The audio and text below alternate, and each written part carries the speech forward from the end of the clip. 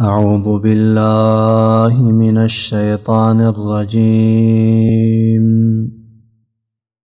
يا أيها الذين آمنوا كونوا قوامين بالقسط شهداء لله ولو على أنفسكم أو الوالدين والأقربين إن يكن غنيا أو فقيرا فالله أولى بهما فلا تتبعوا الهوى أن تعدلوا وإن تلووا أو تعرضوا فإن الله كان بما تعملون خبيرا.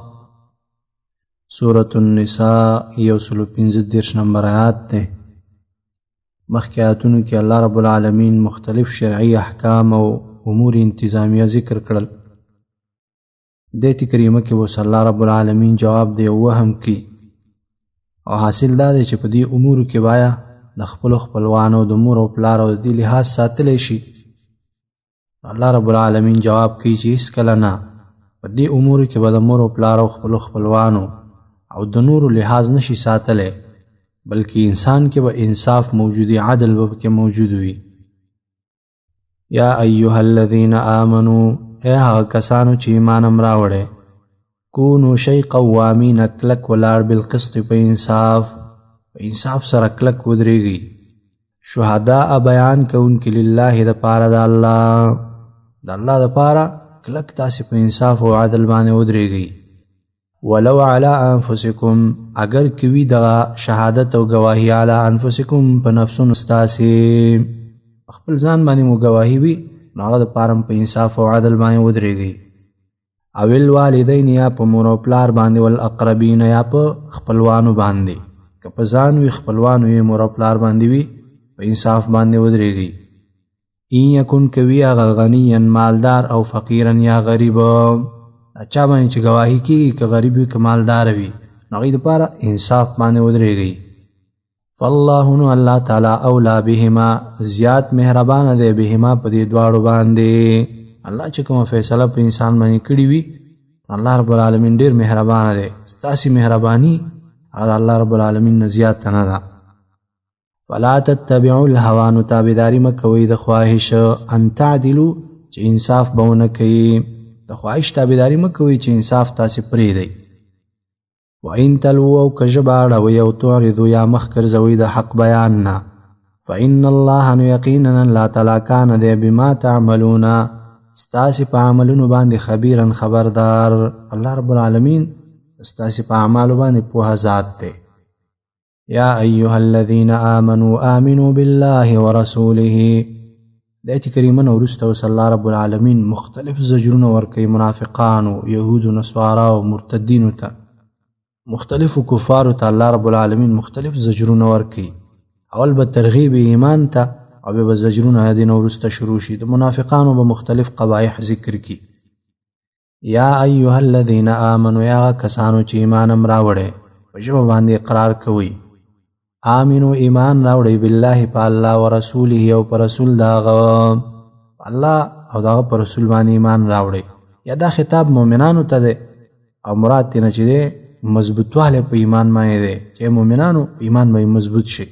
او یا خطاب د منافقانو ته چې هغوی به په ژبه باندې اقرار د ایمان کولو، چې صحیح ایمان راوړئ او زړه ته دا خبره کېباسئ، او په زړه باندې هم د دې عقیده وساتئ. والکتاب الذي، والکتاب، یو په کتاب، الذي، هغه نزل چې نازل کړی دی، علی رسوله، په رسول خپل، مراد ترې قرآن کریم دی، په قرآن کریم باندې ایمان راوړئ. والکتاب الذي، او په هغه کتاب، انزل چې نازل کړی دی، من قبل، مخکې دی نه، د دې نه مخکې مراد د دې نه جنسي کتاب دی، تورات، انجیل، دا ټول پکې شامل دي، په هغه باندې ایمان راوړئ. ومن یکفر، او چا چې کفر وکړو، بالله، په الله، وملائکته، او په ملائکو داغه، وکتبه، او په کتابونو داغه، ورسوله، او په رسولانو داغه، والیوم الاخر، او په ورځ وروستنۍ، قیامت په ورځ باندې کفر وکړلو، فقد ضل ضلالا بعیدا، فقد ضل، نو یقینا گمراه شو، ضلالا بعیدا، په گمراهۍ لرې سره. د انسان لرې گمراهۍ کې پرېوتلو، کوم انسان چې په الله، رسول الله، ملائکو او کتابونو دغه پر رسولانو باندې کفر کوي. ان الذين آمنوا ثم كفروا ثم آمنوا ثم كفروا ثم ازدادوا كفرا. د آیت کریمه کې الله رب العالمین زجر او تخویف ورکوي مرتدینو ته، خلک چې هغې ثبات نه لري په ایمان باندې بلکې اوړي راوړي، کله مسلمان او کله کافر. ان الذين یقینا کسان آمنوا چې ایمان یې راوړو، ثم كفروا بیا یې کفر وکړلو، ثم آمنوا بیا یې ایمان راوړو، ثم كفروا بیا یې کفر وکړلو، ثم ازدادوا کفرا بیا زیات شول کفرن په کفر کې. معنا دا چې په کفر کې همداسې ورمړه شولو. لم یکن الله نه دی الله تعالی لیغفر لهم چې بخنه وکړي دوی ته، الله دوی ته بخنه نه کوي ځکه کافر د دنیا نه لاړلو. ولا لیهدیهم او نه دی چې هدایت وکړي دوی ته سبیلا د سمې لارې، د سمې لارې هدایت به الله رب العالمین دوی ته نه کوي. بشر المنافقین بان لهم عذابا الیما، هم زجر دی منافقانو ته. بشر المنافقین زیر ورکه منافقانو ته بان لهم چې یقینا دوی لره عذابا الیما عذاب دردناک دی، دردناک عذاب به الله منافقانو ته ورکي. دا څوک دي اوس منافقان؟ او دلته دوی قباحتونه او د دوی قبیح صفات ذکر کوي. الذین دا هغه خلک دي یتخذون الکافرین چې نیسي کافرانو لره اولیاء دوستان، کفارو سره دوستانې موالات او دوستی کوي. من دون المؤمنین سوا د مؤمنانو نه. ایبتغون آیا غواړي دوی عندهم د هغوی سره العزت عزت، د هغوی په ملګرتیا کې دوی عزت غواړي، هېڅکله د هغوی په ملګرتیا کې عزت نشته دی، عزت ټول الله لره دی. فإن العزت نو یقینا اختیار د عزت لله خاص د الله لره دی، جمیعا ټول عزت هغه د الله په اختیار کې دی. وقد نزل عليكم في الكتاب ان اذ سمعتم آيات الله يكفر بها ويستهزأ. آیت کریمه کې الله رب العالمین ادب ذکر کوي چې داسې خلک چې د هغوی د موالاتو نه الله رب العالمین منع کړی چې هغوی کافر دي، نو دوی مجلسونو کې مه کښېنئ. که مجلس کې کښېناستئ او هغوی کفر کوي نو تاسې به ورسره کافر شئ، او دا زجر منافقانو ته هم دی. وقد نزل علیکم او یقینا نازل کړی الله تعالی علیکم په تاسې باندې فی الکتاب په کتاب کې ان دا اذ سمعتم کله چې واورئ تاسې آیات الله آیاتونه د الله یکفرو چې کفر کیږي بها په هغې باندې، ویستهزأ او ټوقې کیږي بها په هغې پورې. داسې مجلس چې د الله د آیتونو پورې ټوقې او مسخرې په هغې کیږي یا کفر په هغې کې کیږي، فلا تقعدو نو مه کښېنئ تاسې معهم د هغوی سره حتی تر دې یخوضو چې مشغوله شي هغوی په حدیث په خبرو غیره نورو کې. هغه مجلس کې به تاسې نه کښېنئ تر څو پورې چې هغوی دا مجلس بدل کړی نه، او که انسان کینی نو څه کیږي؟ انکم یقینا تاسې به اذن په دغه وخت کې مثلهم د دوی په شان یې. د کفارو په مجلسونو کې کېناستل او داسې مجلسونه چې هغوی پکې کفر کوي، د الله په آیاتونو باندې استهزا او ټوقې کوي، او دا خپله کفر دی. دې نه مسلمانانو ته ځان ساتل پکار دی. د دې وجې نه دې مصیبت کې ډېر زیات مسلمانان راګیري، خو دې ته خیال نه وي. ډېرو مجلسونو کې داسې وي چې استهزاګانې کېږي، کله قرآن پورې ټوقې کوي، کله آیاتونو پورې، کله د الله د احکاماتو پورې پکې ټوقې کېږي، او دې قلارې ناستې ورسره دیم خاندي. دا ګوره کفر دی، د نه ځان ساتل پکار دی عزتمندو. داسې مجلس چې د محمد رسول الله سنتو پورې استهزا کېده، الله د آیاتونو پورې استهزا او ټوقې کېدلې، نورې مسخرې د الله دین پورې کېدلې، داسې مجلسونو کې قطعا مسلمان باید کښېنني، ځکه چې ایمان یې په خطر کې دی. ان الله جامع المنافقین والکافرین فی جهنم جميعا. دا زجر شو منافقین و کافرانو ته. ان الله یقینا الله تعالی جامع المنافقین جمع کونکی دی منافقان والکافرین او کافرانو لره فی جهنم په جهنم کې جميعا یوځای. الله به منافقان او کفار دا ټول په جهنم کې یوځای سره راټول کی. الذین یتربصون بکم. د آیت کریمه کې اوس نور قبایح د منافقانو ذکر کی. مسلمانانو ته چې فتح ورسیږي موږ خو تاسو سره وکړه، دا زموږ د وجې نه ورته فتح ورسېده، او چې کله کفار چې دی غالب شي نو هغوی ته وایي چې دا خو که موږ د دې مسلمانانو سره ملګرتیا کړې وه نو آیا موږ تاسو باندې نشو زورور کېدلی؟ دا خو زموږ وجه ده چې هغوی سره ونه درېدلو نو تاسو جنګ وګټلو. الذین دا کسان دی یتربصون چې انتظار کوي بکم ستاسې په باره کې، ستاسې په باره کې د حالاتو د حوادثو انتظار کوي. فإن كان نو کوي لکم ستاسې دپاره فتح من الله د طرفه د الله نه څه فتح تاسې ته ورسیږي قالوا وی دوی الم نکن آیا نو مونږ معکم ستاسې سره تاسې ملګري مونږ نو دا خو زمونږ د وجې نه الله رب العالمین تاسې ته فتح ورسوله وإن كان او کوي للکافرین کافرانو لره نصیب څه برخه کافرانو ته څه غلبه ورسیږي قالوا وی دوی الم نستحوذ آیا نشو مونږ زورور کېدلی علیکم په تاسې باندې که مونږ د دې مسلمانانو سره ملګرتیا کړې وه نو آیا مونږ تاسو باندې نشو زورور کېدلی دا خو زمونږ وجه ده چې هغوی سره ونه درېدلو نو تاسو جنګ وګټلو ونمنعکم او آیا نه یې بچ کړي مونږ تاسې لره من المؤمنین مؤمنانو نه د مؤمنانو نه مونږ تاسې بچ کړي ځکه د هغوی سره مونږ ملګرتیا ونه کړله فالله یحکم بینکم فالله پس الله تعالی به یحکم فیصله وکړي بینکم په مابین ستاسې کې یوم القیامت په ورځ د قیامت ولن یجعل الله او چیرې نه ګرځي الله تعالی للکافرین د کافرانو دپاره علی المؤمنین په مؤمنانو باندې سبیلا لار د غلبي الله رب العالمین کافرانو دپاره نه ګرځي په مؤمنانو چې همیشه دې په مؤمنانو باندې غالب وي داسې الله رب العالمین قانون نه دی آیات نحل علم دا استدلال هم کړی دی چې کافر دا په مسلمانانو باندې نشي بادشاه کېدلی او نشي امیر کېدلی د دې وجې نه دا کوم خلک چې د مرتدینو ته خپل حاکمان او بادشاهان وایي دا غلطه خبره ده دې ته دې متوجه شي دا زمونږ بادشاهان او امیران نه دي دا زمونږ حاکمان نه دي ځکه دوی کافر دي مرتدین دي او کافر او مرتد په مسلمان باندې امیر او مشر نشي مقرر کېدی نو دا زمونږ بادشاهان نه دي بلکې زمونږ بادشاه به هغه شخص وي چې هغه مسلمان وي هغه کې د اسلام او د خلیفه او د امیر شروط برابر وي هغه به زمونږ ستاسې امیر او زمونږ حاکم وي دې خبرې نه ډېره ویره پکار ده هسې نه الله رب العالمین دې د همدوی سره بیا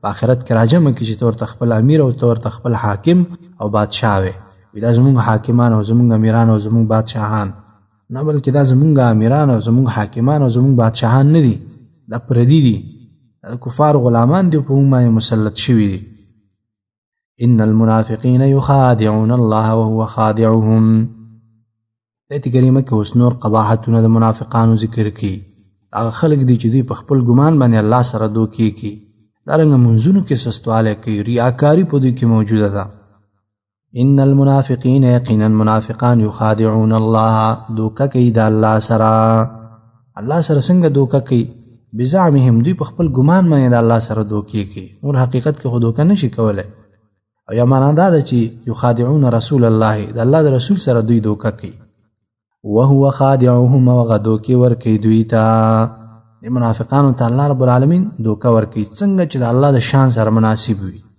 دا په حقیقت باندې حمل دی الله دوی ته دوکه ورکوي خو د الله دوکه دا د انسان د دوکې سره مشابه نه ده الله رب العالمین جدا ذات دی مخلوق جدا ذات دی نو څنګه چې د الله د شان سره مناسب وي او دوی ته دوکه ورکول دا دی چې دنیا کې چې دوی د مسلمانانو په لباس کې د اسلام دعوه کوي د اسلام احکام پې جاري کېږي آخرت کې به هم دوی دا ګمان کوي خو الله رب العالمین به جهنم ته ورپورې باسي او یا دا ده چې یو ساعت دپاره به الله رب العالمین آخرت کې دوی ته نور او رڼا ورکړي بیرته به الله رب العالمین د دوی نه نور او رڼا واخلي دوی به چې دی همداسې تیارو کې پرېږدي واذا قاموا الى الصلاة دې جمله کې اوس الله رب العالمین بل قباحت ذکر کوي واذا قاموا کله چې ودرېږي الى الصلاة مانځه ته قاموا نو ودرېږي کسالا ناراسته سس پس او ناراسته ودرېږي دا د منافقانو صفت دی په لمانځه کې سستی کول خاص طور د سحر او د ماسخوتن دا دوه لمونځونه دا په منافقانو باندې ډېر ګران وي نو دې د وجې نه دا صفات که مسلمان کې راغلي وي نو دا ځان نه ویستل پکار دي یراؤون الناس ښودنه کوي الناس خلکو ته ولا یذکرون الله او نه یادوي دوی الله تعالی الا قلیلا مگر لږ الله رب العالمین ذکر دوی نه کوي الله رب العالمین نه یادوي مگر لږ هسې چېرته د مسلمانانو سره په جماعت کې راشي او ذکر وکړي دا عجیبه صفات دي منافقانو باید مؤمن دته متوجه شي الله ذکر نه غافله نشي ریا پکې را نشي دارنګه لمونځ کې سستي پکې را نشي دې ته باید مسلمان متوجه وي مذبذبین حیران دي بین ذلک په مابین د دې کې د ایمان او د کفر په مابین کې دوی حیران دي لا اله هؤلاء لا اله ندی هؤلاء مسلمانانو طرف ته ولا اله ندی هؤلاء کافرانو طرف ته، نه د مسلمانانو طرف ته دی او نه د کافرانو طرف ته دی. معنا دا ده چې نه مسلمانانو ته نسبت کیږي او نه کافرانو ته نسبت کیدلی شي. ومن یضلل الله، ومن او هغه څوک یضلل الله چې ګمراه کړي هغوی لره الله تعالی، فلن تجد نو هېڅ چیرې وبه نه مومي له هغه لره سبیلا لار. کوم انسان چې الله ګمراه کړي نو بیا به لار د هدایت هغې دپاره څوک پیدا نه کړي. یا ایها الذین آمنوا لا تتخذوا الکافرین اولیاء من دون المؤمنین. آیت کریمه کې اوس الله رب العالمین مؤمنانو ته ادب ذکر کوي او حکم کوي عدم موالات د کفارو سره. کفارو سره موالات او دوستانه مه کوئ، کنې په ځان باندې به د الله رب العالمین د طرف نه حجت او دلیل قائم کوي. یا ایها الذین آمنوا، یا کسانو چې ایمان هم راوړی، لا تتخذوا الکافرین منیسئ کافرانو لره اولیاء دوستان، من دون المؤمنین سوا د مؤمنانو نه. کفار به مؤمنان په دوستانې باندې نه نیسي. او د کفارو سره دوستانه هم دا ده چې د هغوی سره سړی محبت لري، مینه لري، د هغوی په قوانینو باندې انسان راضي وي او دارنګه د هغوی تابعداري کوي، هغوی ته چې دی د دوستانې پیغامات ورکوي. دغه ټول د کفارو سره دوستانې دي. دوستانه څه بل شی نه وي، بلکې دوستانه هم دغې ته وي چې د هغې سره اظهار د محبت او د مینې کې، د هغوی قوانین عملي کې او د هغوی تابعداري کې، نو بس دغه شي ته موالات ویلی کېږي. نن سبا ډېر خلک په موالاتو کې اخته وي، خو لیکن موالات د منی نه بیا په خوله باندې وي، نه دا موالات نه دي. کله ورته د تجارت نوم ورکوي، کله ورته د ډیپلوماتیکو اړیکو نوم ورکوي او کله یو شی او بل شی ورته ورکوي. دغه اړیکې چې نن سبا طالبان پالي د کفارو سره، د چین او د امریکا او د روس او داسې نورو سره، دغه اړیکې د محمد رسول الله صلی الله علیه وسلم په زمانه کې نه وي چې ته ورته اعلان وکړي چې ما د بین الملل ټول قوانین منلي دي، ما د ستاسې شروط پوره کړي دي، موږ د کفارو سره دشمني نه لرو، موږ نورې مثبتې اړیکې غواړو، موږ نور د جنگ کتاب بند کړی دی او د دوستانې او دارنګه د مثبتو تعلقاتو کتاب مو کلاو کړی او دا وغه دغه ټول موالات دي. الله رب العالمین د آیت کریمه کې مؤمنان د دوستانې د کفارو نه منع کوي چې دوی سره دوستانه مه کوي سوا د مؤمنانو نه، مؤمنانو سره دوستانې وکړي. نن بالعکس خبره ده، د مؤمنانو سره دشمني، د کفارو سره دوستانې. اتریدون آیا غواړئ تاسې ان تجعلو چې وګرځوئ لله د الله دپاره علیکم په خپل ځانونو باندې سلطانا مبینه دلیل ښکاره، خپل ځان باندې د الله رب العالمین د طرف نه دلیل قایم کړي او حجت قایم کړي. دا غواړئ نو داسې مه کوئ چې د الله رب العالمین د طرف نه په تاسې باندې حجت او دلیل قایم شي. ان المنافقین فی الدرک الاسفل من النار. د آیت کریمه کې الله رب العالمین تخویف او زجر ورکوي منافقانو ته، دوی به د جهنم او په هغه لاندې طبقه او په لاندې کنده کې وي. ان المنافقین یقینا منافقان فی الدرک الاسفل په طبقه لاندې من النار د اور کې به وي، د جهنم هغه لاندې طبقه کې به وي. د جهنم مختلفې طبقې دي، تقریبا 7 طبقات قرآن کریم کې ذکر شوي دي چې هغه ته جهنم ویلی کېږي، لظا ویلی کېږي، حطمه ویلی کېږي، سعیر ویلی کېږي، دارنګه سقر ورته ویلی کېږي، جحیم او هاویه. دا 7 طبقې دي د جهنم. ولن تجد او هیڅ چیرې وبه نه مومي لهم هغوی لره نصیرا مددګار، د منافقانو مددګار به نه وي. الا الذین تابوا. په آیت کریمه کې اوس استثناء ذکر کوي، مگر کوم منافق چې توبه وباسي، عمل خپل صالح کی، نو الله رب العالمین به دوی ته اجر ورکړي. الا الذین مگر هغه کسان تابو چې توبه یې وکړله، واصلحو او عمل یې نیک کړلو، اعمال یې دا نیک کړل، واعتصموا او ځان یې بچ کړلو بالله په دین د الله باندې، د الله په دین باندې ځان بچ کړلو. یا معنا دا ده واعتصموا او کلک یې ونیولو بالله دین د الله تعالی، د الله دین یې کلک ونیولو، په هغې باندې منګولې ولګولې. واخلصوا او خالص یې کړلو دینهم عبادت خپل لله د الله دپاره، خپل عبادت او بندگی د الله رب العالمین دپاره خاص کړله. فاولئک نو دغه خلک مع المؤمنین د مؤمنانو د ډلې نه دي، دا د مؤمنانو د جماعت او د ډلې نه دي. وسوف یؤتی الله او زر دی چې وربکي الله تعالی المؤمنین مؤمنانو لره اجرا عظیما، اجر لوی، او ته به اجر او ثواب لوی ورکي. ما يفعل الله بعذابكم ان شکرتم وامنتم. آیت کریمه کې الله رب العالمین ترغیب ورکي ایمان او توبې ته، چې الله رب العالمین د ستاسې په عذاب باندې څه کوي که تاسې شکر وویستلو او دارنګه ایمان مو راوړلو. ما يفعل الله څه کوي الله تعالی بعذابکم په عذاب ستاسې ان شکرتم که شکر وکړئ تاسې وآمنتم او ایمان راوړئ تاسې. د شکر نه مراد بعضې علما ویلي دي چې توحید مراد دی. که توحید ومنئ ایمان راوړئ نو الله رب العالمین ستاسې په عذاب باندې څه کوي. او بعضې علما ویلي دي چې د شکر نه مراد توبه ده. نو بیا معنا دا ده چې ما یفعل الله بعذابکم، څه کوي الله تعالی په عذاب ستاسې ان شکرتم که توبه وکړئ تاسې وآمنتم او ایمان راوړئ تاسې. که توبه مو ویستله ایمان مو راوړلو الله ستاسې په عذاب باندې څه کوي. وکان الله شاکرا علیما، وکان الله او دی الله تعالی شاکرا شکر قبلونکې علیما پوهه ذات. الله رب العالمین هر څه باندې پوهه ذات دی. اقول قولي هذا استغفر الله لي ولكم ولسائر المسلمين وسبحانك اللهم